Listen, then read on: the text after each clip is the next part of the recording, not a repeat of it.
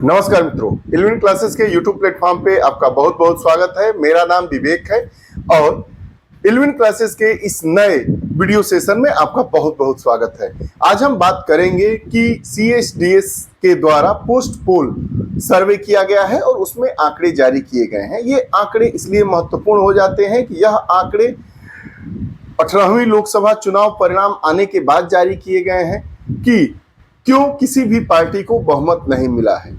CSDS एक अनुसंधान कार्य करने वाली संस्था है जो सामाजिक एवं मानविकी जैसे विषयों पर अपना अनुसंधान कार्य करती है। यह आंकड़े इसलिए महत्वपूर्ण हो जाते हैं कि CSDS के द्वारा इन आंकड़ों में तमाम उन बिंदुओं को टटोला गया है और सामने रखा गया है कि जो यह बताता है कि किस जाति समूह के, किस वर्ग समूह के, किस आयु वर्ग के लोगों ने क्या किसी लीडर के पार्टी के लीडर को देकर मत किया है या क्षेत्रीय वहाँ की जो समस्याएं हैं या क्षेत्रीयता को ध्यान में रखकर या जो हर पार्टी के नेता हैं, उम्मीदवार जो खड़े हैं उनको ध्यान में रखकर यह मत किया गया है, उनके द्वारा मत किया गया है। इसमें सभी आंकड़े CSDS के द्वारा बताए गए हैं। हमारा इसमें व्यक्तिगत कोई भी अपना न तो पक्ष है न तो आंकड़ा है। आइए इस वीडियो सेशन को प्रारंभ करते हैं और वीडियो सेशन के टाइटल को समझते हैं। बहुमत क्यों नहीं मिला, जानिए सर्वे क्या कहता है, किसने किया वोट या किसने किसको वोट किया है, क्या कहता है सर्वे। CSDS एक क्या है, एक अनुसंधान का कार्य करने वाली संस्था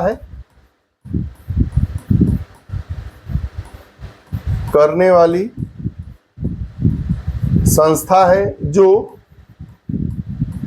पोस्ट पोल सर्वे की है। 18वीं लोकसभा का जो चुनाव परिणाम आया था उसमें।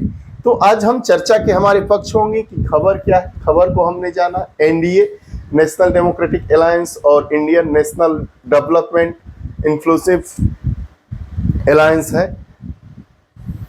यह दो महत्वपूर्ण गठबंधन है या इसको कह सकते हैं एक समूह है, दलों का समूह है जो साथ रहकर चुनाव लड़ा है। एक इंडिया और एक NDA। दल या उम्मीदवार की क्या भागीदारी है, गठबंधन सरकार की वापसी। अब ऐसा देखा जा रहा है कि पिछले एक दशक बाद भारत में गठबंधन सरकार, वैसे तो गठबंधन की सरकार हमारे यहाँ 1991 से देखी जा रही है। NDA की सरकार ही पिछले 10 सालों से थी।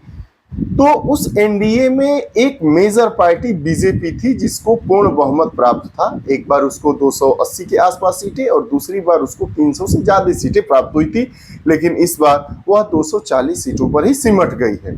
तो रिपोर्ट क्या कहती है, आइए इस पर हम बात करते हैं।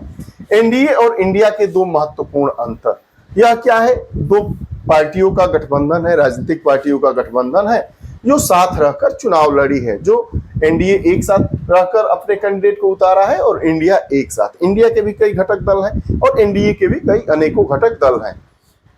अब पहला क्या पक्ष है, दोनों गठबंधनों की संरचना। दोनों गठबंधनों की संरचना की बात कर लेंगे तो जो NDA गठबंधन में भाजपा का हिस्सा 80% है। इसका मतलब यह कह रहा है कि अभी जो आंकड़े आए हैं उसमें 240 सीट्स मिला है किसको, BJP को। और ये जो गठबंधन है NDA गठबंधन, उसको टोटल सीटें मिली है 292। तो वही कह रहा है कि जो NDA गठबंधन है उसमें BJP को 80% सीटें मिली है। मतलब 292 पूरा गठबंधन चुनाव लड़कर जीता है, उसमें केवल और केवल BJP 240 सीटें जीतकर आई है। दूसरी बात कह रहा है कि कांग्रेस का हिस्सा इंडिया गठबंधन में 40% से थोड़ा अधिक है।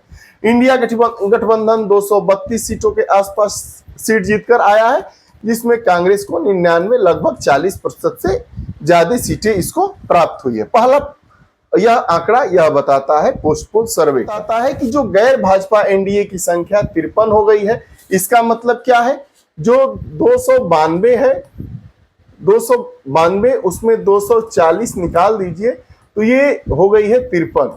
2019 में 50 की तुलना में जो 2019 में जो मतदान हुआ था उसका रिजल्ट आया था, उसमें NDA को जितनी सीटें मिली थी उसमें से अगर भाजपा की सीटें निकाल दी जाए तो अदर्स की सीट कितनी थी, 50 थी, और भाजपा की 63 सीटें कम हो गई है। पहले से भाजपा की कितनी सीटें कम हो गई है, 63 सीटें कम हो गई है। इंडिया में कांग्रेस ने अपनी सीटों में 80% की वृद्धि की है, जो 52 से बढ़कर 99 हो गई है।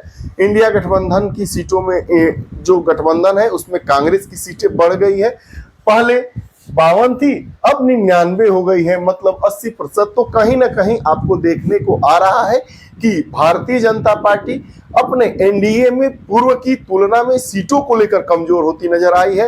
वही इंडिया गठबंधन जो पिछले गठबंधन में उसका नाम संप्रंग था, संयुक्त प्रगतिशील गठबंधन, उसमें जो सीटें थी उससे ज्यादा इंडिया गठबंधन में कांग्रेस। तो कहीं ना कहीं कांग्रेस अपनी मजबूती को लेकर आगे बढ़ रही है, कांग्रेस का जनाधार इसमें बढ़ता हुआ दिखाई दे रहा है। इंडिया गठबंधन में अन्य दलों की सीटों के हिस्से में भी वृद्धि देखी गई है। समाजवादी पार्टी भारत की सबसे बड़ी तीसरी पार्टी के रूप में सीटों की संख्या के आधार पर देखी जा रही है, उभर कर आई है। तृणमूल हर सदस्य को लाभ समग्र प्रदर्शन में योगदान, और वहीं यह देखने को मिल रहा है कि जो इंडिया गठबंधन है उसमें चाहे वो कांग्रेस हो, चाहे समाजवादी पार्टी हो, चाहे तृणमूल कांग्रेस हो, ममता बनर्जी, इसमें सभी को फायदा दिखाई दे रहा है। दल या उम्मीदवार की बात कर लेते हैं। बताते हैं करीब आधे उत्तरदाताओं ने संकेत दिया कि उन्होंने किसी पार्टी को वोट दिया, जबकि 1/3 से ज्यादा ने उम्मीदवार पर अपना ध्यान दिया। आंकड़े यह बताते हैं कि आधे से अधिक, मतलब अगर 100 लोगों का आंकड़ा जुटाया गया तो उसमें 50 से ज्यादा लोगों ने कहा कि हमने अमुक अमुक पार्टी को वोट किया, जबकि 1/3 से ज्यादा ने उम्मीदवारों पर ध्यान बताया, जबकि 1/3 अर्थात 33 से ज्यादा लोगों ने कहा कि नहीं, हमने पार्टी को ध्यान रखकर नहीं दिया, हमने उम्मीदवार को ध्यान रखकर हमने अपने मत का प्रयोग किया। हर 10 में से सिर्फ एक ने नेतृत्व कारक को ध्यान में रखा। यह महत्वपूर्ण बहुत हो जाता है। केवल जो 10 लोग हैं उसमें से एक व्यक्ति ही देख रहा है कि इस पार्टी का शीर्ष नेतृत्व क्या है, और उस नेतृत्व को देखते हुए उन्होंने मत का प्रयोग किया। आगे, जिन लोगों ने भाजपा और उसके सहयोगियों को वोट दिया उनके लिए पीएम मोदी के नेतृत्व के प्रभाव में भी कमी आई है। अब यह पहले तो पीएम फेस ही था जो वोटों की अदला बदली कर देता था। कैंडिडेट को जिताने के लिए पीएम का भाषण और पीएम का चेहरा, पीएम से आसे नरेंद्र मोदी, उनका ही चेहरा प्रभावित करता था। लेकिन सीएसडीएस के जो आंकड़े प्रस्तुत किए गए हैं उसमें यह बताया गया है कि पूर्व की तुलना में जिन लोगों ने भाजपा और उसके सहयोगियों को वोट दिया है, बीजेपी या एनडीए के जो घटक दल हैं उनको जिन्होंने वोट दिया है, उनमें पीएम मोदी के नेतृत्व के प्रभाव में बहुत कमी आई है। वह पीएम मोदी के नेतृत्व से प्रभावित नहीं हुए हैं, चाहे उसका कारण कुछ भी रहा। महत्वपूर्ण अंतर, भाजपा के हर 4 में से एक मतदाता ने कहा है कि अगर श्री मोदी भाजपा के प्रधानमंत्री पद के उम्मीदवार नहीं होते तो वे अपने वोट देने के तरीके को बदल देते। देखिए, मोदी के चेहरे पर उन्होंने वोट नहीं दिया है, लेकिन साथ ही साथ यह कंडीशन भी लगा दिया है हर 10 में से 4 ने कि अगर मोदी पीएम पद के प्रत्याशी नहीं होते या पीएम चेहरा नहीं होते तो हम अपने मत देने का तरीका बदल देते। अर्थात अगर पीएम मोदी ना होते तो इंडिया अलायंस की और सीटें बढ़ सकती थी। यह आंकड़े बता रहे हैं। 2/3 ने बताया, 2/3 मतलब 66% लोगों ने बताया कि उम्मीदवारों की घोषणा होने के बाद वे तय किए हैं कि उसे किसे वोट देना है।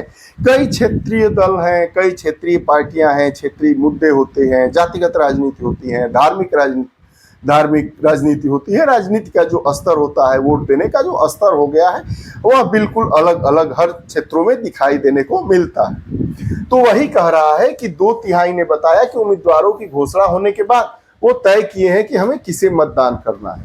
1/4 ने, लगभग 1/4 मतलब 25% लोगों ने बताया कि मतदान के दिन या मतदान से कुछ दिन पहले यह फैसला लिया गया है कि हमें किसको वोट देना है।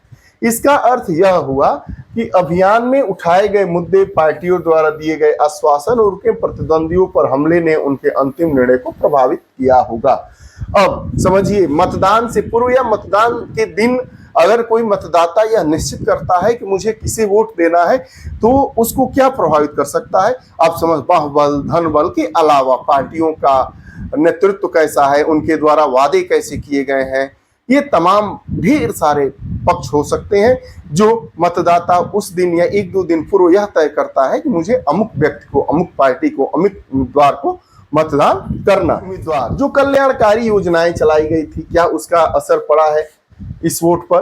तो परिणाम को आकार देने में उनका प्रभाव सीमित है। 3/4 से अधिक ने माना कि सरकार की आवास योजना से लाभ न मिलने की बात कही है। अब यह कहा जा रहा है कि शौचालय दिए, घर दिए, नाली दिए, नल दिए, तो इससे कोई ज्यादा असर नहीं पड़ता है, ऐसा हम नहीं, CSDS के आंकड़े बता रहे हैं। 3/4 से ज्यादा लोगों ने माना कि इसका कोई असर नहीं है। आगे, हर 10 में से 7 ने कहा कि उन्हें आयुष्मान भारत मतलब स्वास्थ्य बीमा योजना से लाभ नहीं है। जो स्वास्थ्य बीमा योजनाएं हैं उससे उनको लाभ नहीं है।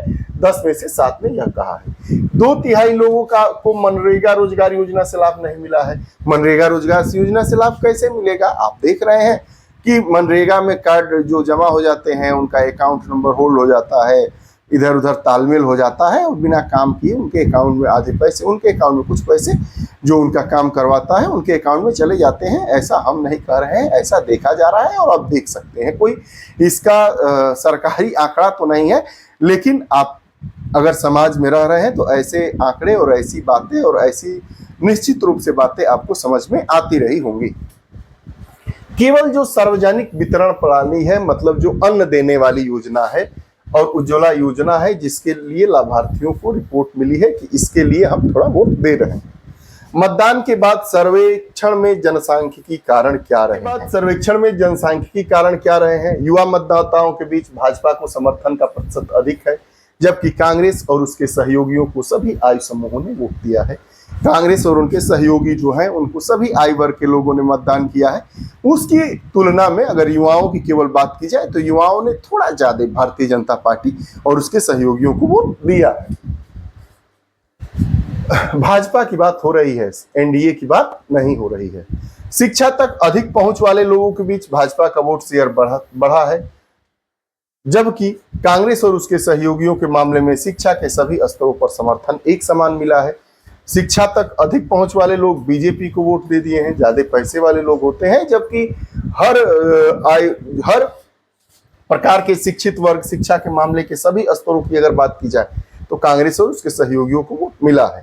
भाजपा अमीरों के वोटों पर पकड़ बनाए हुए है। अमीरों की पार्टी इसको कहा ही जाता है, भाजपा को एक साधारण भाषा में अमीरों की पार्टी कहा जाता है, मतलब जो इन्वेस्टर्स की पार्टी है, आप देख सकते हैं उनकी पार्टी कहा जाता है। समाचार पत्रों के माध्यम से आप इसको पढ़ सकते हैं। मध्यम वर्ग इसके समर्थन में कम सक्रिय दिखा। जो पहले मध्यम वर्ग भारतीय जनता पार्टी के साथ रहता था, वो वोट बैंक मध्यम वर्ग का खिसका है। यह CSDS रिपोर्ट ही नहीं बताती है, यह तो चुनाव परिणाम भी बता रहे हैं। सरकार की वापसी 2014 का चुनाव है, इसमें वास्तविक गठबंधन राजनीति के दौर की वापसी का संकेत मिल रहा है। पिछले एक दशक से भी गठबंधन की ही सरकार थी, एनडीए की सरकार थी, नेशनल डेमोक्रेटिक अलायंस, जिसको राष्ट्रीय जनतांत्रिक गठबंधन कहते हैं। इसमें भाजपा जो पूर्ण बहुमत होता है, उस पूर्ण बहुमत प्राप्त करने वाली पार्टी थी, लेकिन सरकार गठबंधन की ही थी, उसमें भारतीय जनता पार्टी का दबदबा था। लेकिन इस बार किसी भी पार्टी ने पूरा समर्थन को पूर्ण बहुमत नहीं प्राप्त हुआ है, अर्थात 272 सीटें नहीं आई है। भारतीय जनता पार्टी को 240 सीटों से ही संतोष करना पड़ा है, वहीं कांग्रेस को 99 सीटों पर ही संतोष करना पड़ा है। कांग्रेस का जो सीटों की संख्या है वो पिछले वर्ष की तुलना में उसमें इजाफा हुआ है, जबकि भारतीय जनता पार्टी की सीटों में कमी आई है। पिछले एक दशक से भी गठबंधन की सरकार थी, तो इस बार क्या बदला है? CSDS जो अनुसंधान का कार्य करने वाली संस्था है, ने तर्क दिया है कि भाजपा को कई सामाजिक वर्गों में बहुत ज्यादा नुकसान नहीं होगा, लेकिन विभिन्न सामाजिक वर्गों के बीच राज्य स्तर पर नुकसान ने भाजपा को बहुमत के निशान से नीचे और इसके समग्र वोट शेयर में भी कोई वृद्धि नहीं हुए है। कहा है कि लेकिन विभिन्न सामाजिक वर्गों के बीच राज्य स्तर पर नुकसान ने भाजपा को, राज्य स्तर पर जो नुकसान हुआ है वही भाजपा का नुकसान हुआ है। दूसरा, भाजपा की सीट हिस्सेदारी में गिरावट ने गठबंधन के युग को सत्ता समीकरणों के केंद्र में वापस ला दिया है, और यह भी कहा जा रहा है कि भाजपा की सीटें कम हो गई है तो गठबंधन सरकार के युग का पुनः बहाली हो गया। वैसे तो भारत में 1990-91 से ही गठबंधन की सरकारें रही हैं और गठबंधन की सरकारों ने अपना काम अच्छा किया है। आगे की राह क्या होगी? सरकार के सामने क्या क्या चुनौतियां होंगी? क्या सरकार 2029 में होने वाले लोकसभा चुनाव में फिर से वापसी करना चाहेगी, कोई पार्टी चाहेगी कि उसे पूर्ण मेजॉरिटी मिल जाए, तो वह किस मुद्दे पर चलेगी। जो पार्टी सरकार बना रही है वह तो चाहेगी ही चाहेगी कि हम बहुमत से थोड़ा दूर हैं तो पूर्ण बहुमत मुझे मिल जाए, लेकिन जो पार्टी विपक्ष में है उसे बहुमत नहीं मिला, वह भी अपने हर संभव प्रयास करेगी कि आने वाले चुनाव में उसको बहुमत मिले। ये रहा CSTS के द्वारा मुहैया कराया गया आंकड़ा, जिन पर हमने जाना कि किसी भी पार्टी को बहुमत क्यों नहीं मिला है, उसके क्या कारण है, किस वोटर ने किसको मत दिया, किस आयु वर्ग के लोगों ने, धनिक वर्ग ने किसको वोट दिया, मध्यम वर्ग का वोट बैंक क्यों कई वर्गों में विफल बट गया, दल या उम्मीदवार जो थे उनकी क्या भागीदारी रही, शीर्ष नेतृत्व पर जो चेहरे होते हैं उनकी क्या भागीदारी रही, इन मुद्दों पर हमने बात किया। आपको यह हमारा वीडियो सेशन कैसा लगा कमेंट बॉक्स में अपने विचार जरूर दीजिएगा। पुनः नई कक्षा के साथ उपस्थित होंगे, तब तक के लिए बहुत बहुत धन्यवाद। नमस्कार।